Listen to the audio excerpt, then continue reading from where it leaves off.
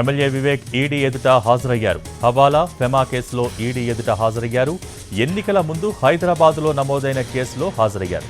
Private security సంస్థలో పెద్ద ఎత్తున డిపాజిట్లపై కేసు నమోదైంది. ఎన్నికల ముందు జరిగిన వ్యవహారంలో కేసు నమోదు చేశారు సిటీ పోలీసులు.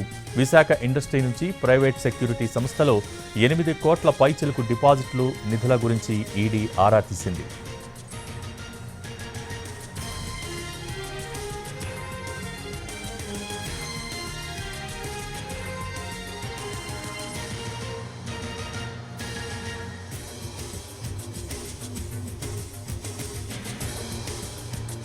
ఎమ్మెల్యే వివేక్ ఈడీ ఎదుట హాజరయ్యారు. హవాలా ఫెమా కేసులో ఈడీ ఎదుట హాజరయ్యారు.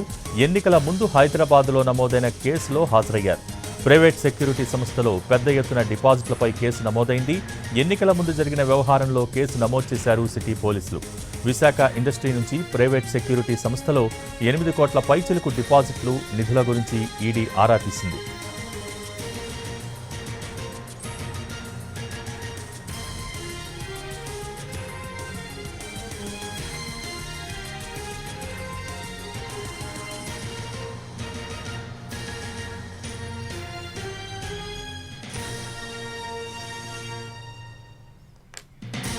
ఎమ్మెల్యే వివేక్ ఈడీ ఎదుట హాజరయ్యారు. హవాలా ఫెమా కేసులో ఈడీ ఎదుట హాజరయ్యారు. ఎన్నికల ముందు హైదరాబాద్లో నమోదైన కేసులో హాజరయ్యారు.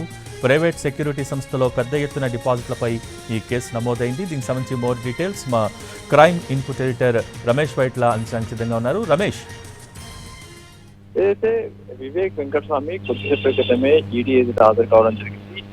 ఈడీ ఎదుట హాజరైన వివేక్ వెంకటస్వామిని అతన్ని ప్రశ్నిస్తున్నారు. అయితే ఇప్పుడే అతని లోపలికి వెళ్ళడం జరిగింది. అయితే దీనికి సంబంధించినట్టయితే ఎన్నికల ముందు అయితే ఒక విశాఖ ఇండస్ట్రీ, వివేక్ సంబంధించిన విశాఖ ఇండస్ట్రీ నుంచి దాదాపు 8 కోట్ల రూపాయల నిధులను ఏదైతే ఒక ప్రైవేట్ సెక్యూరిటీ ఏజెన్సీలోకి ఈ నిధులు తరలించడం జరిగింది. నిధులు డిపాజిట్ కావడం జరిగింది. ఒకే రోజులో రాత్రి దాదాపు 8 కోట్ల రూపాయల నిధులు డిపాజిట్ కావడం పైన అప్పుడు వచ్చిన ఫిర్యాదుల మేరకు హైదరాబాద్ పోలీసులు కేసు నమోదు చేశారు. అయితే ఎన్నికల కమిషన్ ఇచ్చిన ఫిర్యాదు మేరకు ఎన్నికల కమిషన్ చెప్పిన ఆదేశాలతోటి హైదరాబాద్ పోలీసులు కేసు నమోదు చేస్తారు. అయితే అదే కేసుకి సంబంధించినట్టయితే ఈడీ కూడా అటు అధికారులు ట్రాన్స్ఫర్ చేయడం జరిగింది. ఈ నేపథ్యంలో ఈడీ అధికారులు ఒక ఈసీఐఆర్ నమోదు చేయడం జరిగింది. ఈసీఐఆర్ నమోదు చేసి ఈ మేరకు ఈడీ వివేక్ వెంకటస్వామిని ఇవాళ పిలిచి విచారిస్తుంది.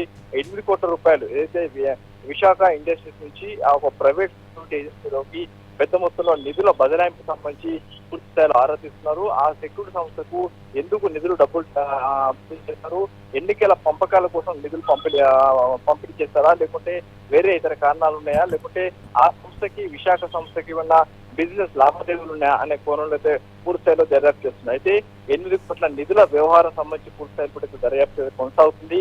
దీంట్లో ఇంకా పూర్తి వివరాలు ఆలోచిస్తున్నా. ప్రస్తుతానికి వివేక్ వెంకటస్వామికి బ్రేక్ ఇవ్వడం జరిగింది.